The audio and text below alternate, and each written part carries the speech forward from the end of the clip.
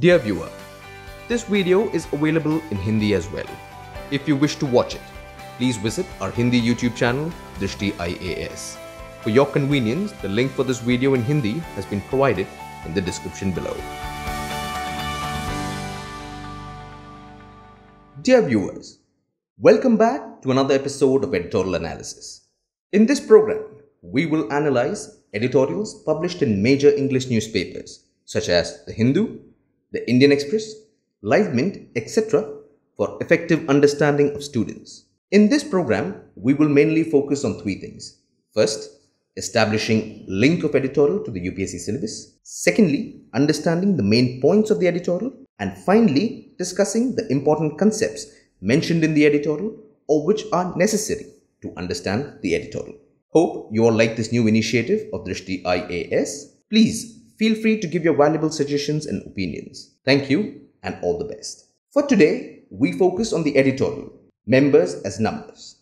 The editorial is from The Hindu, dated 22nd June 2020. Let us begin by linking the editorial with the UPSC syllabus. From the prelims perspective, we look at Indian polity and governance, constitution, political system, Panchayati Raj, public policy, rights issues, etc. And from the mains perspective, we look at GS paper 2, that is governance, constitution, polity, social justice and international relations. To look at specific topics of GS paper 2, we can connect it with issues and challenges pertaining to the federal structure, parliament and state legislatures, its structure, functioning, conduct of business, powers and privileges and issues arising out of these. Now let us focus at the editorial. What are the key points? The key points of the editorial. The context of the editorial is with reference to the recent Rajya Sabha elections, wherein the ruling BJP now has 86 members in the Rajya Sabha after elections to 19 seats across several states. This is the highest number for the party in the upper house, though it is still short of the halfway mark. According to the editorial, the House of Elders is considered an exalted forum of scholarship and statesmanship. However, the Rajya Sabha is losing its sheen as an exalted forum.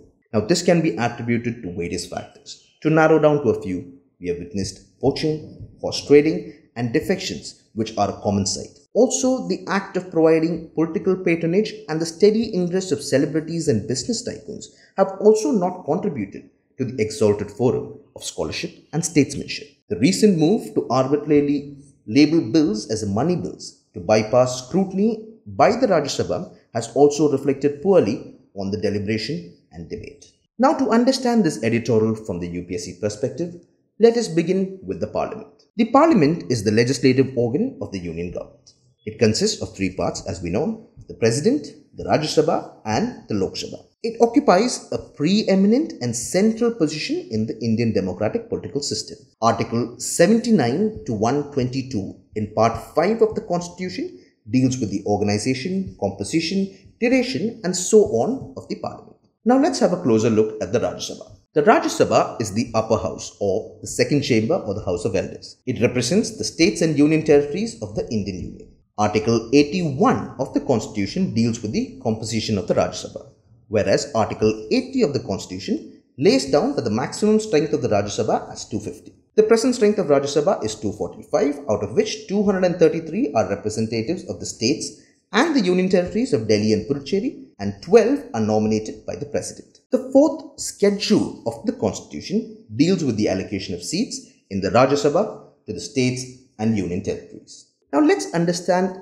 the Rajya Sabha through some historical perspective. The upper house of the Indian Parliament traces its direct history to the first bicameral legislature introduced in British India under the Government of India Act 1990 because of the Montague-Chelmsford reforms. The Council of State then was made up of 60 members, 34 of whom were Indian and elected by a narrow and elite group. No women were there in the council and the direct election was conducted under a framework of communal franchise. The membership and voting norms for the Council of State was so restrictive that only wealthy landowners, merchants and those with legislative experience could enter it. Now let us come back to the elections to the Rajya Sabha. The representative of the states in the Rajya Sabha are elected by members of state legislative assemblies, while the representatives of each union territory are elected by members of an electoral college specially constituted for the purpose. The election is held in accordance with the system of proportional representation by means of a single transferable vote.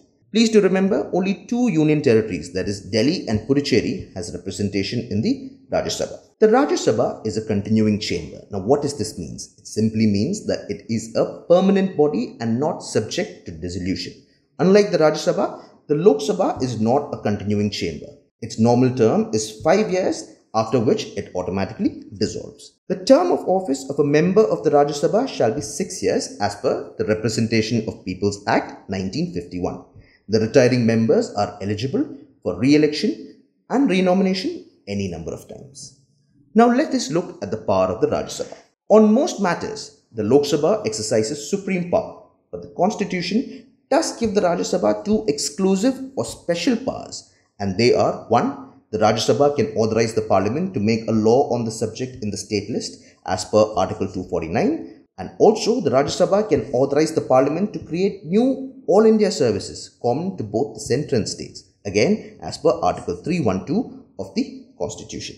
Now to understand the Rajya Sabha, we will have to look at the constitutional position of the Rajya Sabha vis-a-vis the Lok Sabha. To understand, we can look at it from two different angles. One, the Rajya Sabha on equal footing with the Lok Sabha, and the Rajya Sabha on an unequal footing with the Lok Sabha.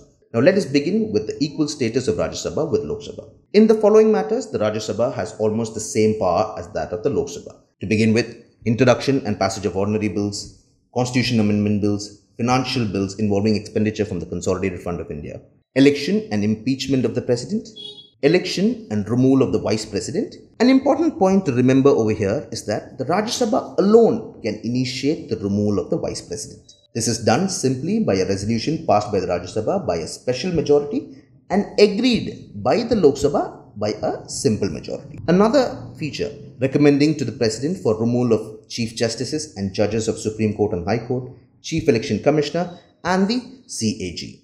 Also approval of ordinances, selection of ministers, consideration of reports from constitutional bodies and enlargement of jurisdiction of the Supreme Court and the Union Public Services. In these above measures, the Rajya Sabha is on equal footing with that of the Lok Sabha. Now next, let's look at the Rajya Sabha on an unequal footing with that of the Lok Sabha. To begin with, and the most important point, a money bill can be introduced only in the Lok Sabha and not in the Rajya Sabha. Please remember, a money bill can be introduced only in the Lok Sabha and not in the Rajya Sabha. The Rajya Sabha cannot amend or reject a money bill. However, the Rajya Sabha can return the money bill with or without recommendations, but it should be done within 14 days. However, again, it is up to the Lok Sabha to whether accept or reject all or any of the recommendations of the Rajya Sabha. Financial bills can only be introduced in the Lok Sabha with few exceptions. However, with regards to passing of the bill, both houses have equal power. With reference to the budget, the Rajya Sabha cannot vote on the demand for grants as it is the exclusive privilege of the Lok Sabha. The Rajya Sabha also cannot remove the Council of Ministers by passing a no confidence motion. To understand this better, it is simply because the Council of Ministers are collectively responsible only to the Lok Sabha. However, this does not mean the Rajya Sabha does not have any powers. It can definitely discuss and criticize the policies and activities of the government. Now we move towards the importance of the Rajya Sabha. Now, though the Rajya Sabha has often been criticized as an impediment to democratic expression, it serves as a safety valve. Now, when the Constitution envisaged the legislature, the Rajya Sabha was conceived to institutionalize the federal principle of power sharing between the centre and the states. Now, the idea was that the Rajya Sabha would be the voice of the Indian states, where concerns by representatives from distinct regions would add to the depth of unity. Another importance of the Rajya Sabha is that it represents a crucial component of the constitutional checks and balances scheme. You may have noticed that the Lok Sabha is the popularly elected house. It dictates the composition of the executive, have extra financial powers that is not in the reserve of the Rajya Sabha. However, this is where the Rajya Sabha plays an important role.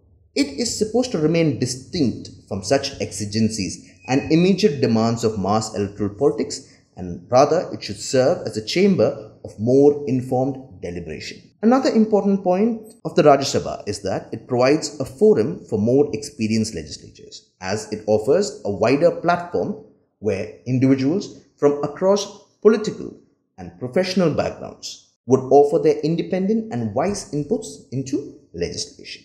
Next, we look at the issues related to the Rajya Sabha. To begin with, no equal representation of states. Federal countries like the US and Australia provide equal representation to all states in their upper houses. This is in, however, contrast with the Rajya Sabha, where states are represented proportionally to their related populations. Now, for example, the number of seats allocated in Rajya Sabha to Uttar Pradesh alone is significantly higher than that of the combined northeastern states. Another issue related to the Rajya Sabha is bypassing the Rajya Sabha. In some cases, ordinary bills are being passed in the form of a money bill, circumventing the Rajya Sabha and giving rise to the question about the very efficacy of the upper house of parliament. Now, for example, this controversy could be looked at from the Aadhaar Act that was recently passed as a money bill. Another issue related to the Rajya Sabha is the undermining of the federal character of the Rajya Sabha. By way of the Representation of People Amendment Act of 2003, the Parliament has removed the word domicile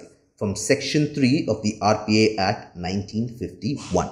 Now, this essentially means that a person can contest the Rajya Sabha elections from that state of which they are neither a resident nor a domicile. Now, after the amendment, the seats in the Rajya Sabha have been used by the ruling party to get their defeated candidate in the Lok Sabha elected in the Rajya Sabha. Another issue related to the Rajya Sabha is low participation of nominated members. Nominations are usually made by the government to satisfy the sentiments of the followers of certain personalities. But once nominated, they rarely participate in the working of House, thereby questioning the very sincerity of the nominated members. Now, in spite of all of this, what is the way forward? One suggestion to begin with is the direct election of members to the Rajya Sabha. This would help to preserve the federal character of Rajya Sabha, and this would also help in reducing cronyism and patronage appointments. Equal representation for each state. A federal arrangement can be devised to enable equal representation for each state so that large states do not dominate the proceedings in the House. Another way forward is better procedure for nomination. There is a need for better procedure of nomination to improve the quality of discussion in the House. A cue in this regard can be taken from the United Kingdom. The House of Lords Act 1999 in the United Kingdom introduced the Appointments Commission in 2000. The primary function of the Appointments Commission is to make recommendations for the appointment of non-party political members to the House of Lords. However, there have been various calls for reforms of the Rajya Sabha. Let us remember that in 2018, the V.K. Agnihotri Committee was set up by the Rajya Sabha Chairman and Vice President M. Venkaiah Naidu. The committee was mandated to have a holistic relook and revise the rules and procedure of conduct of business in the upper house of the Parliament. To conclude, even though the ups and downs of Indian politics, the Rajya Sabha has remained a vanguard for political and social values. It has also served as a melting pot of cultural diversity. And of course, along with the Lok Sabha, the Rajya Sabha is also the flag bearer of the sovereign, socialist, secular and democratic republic called India. Thus, the Rajya Sabha should not be seen as a disruptive wing of the legislation, and rather efforts should be made to enable the Rajya Sabha to retain its significant role in the Indian democracy. With this, we conclude today's episode of Editorial Analysis. See you tomorrow again with another editorial. Thank you and all the best.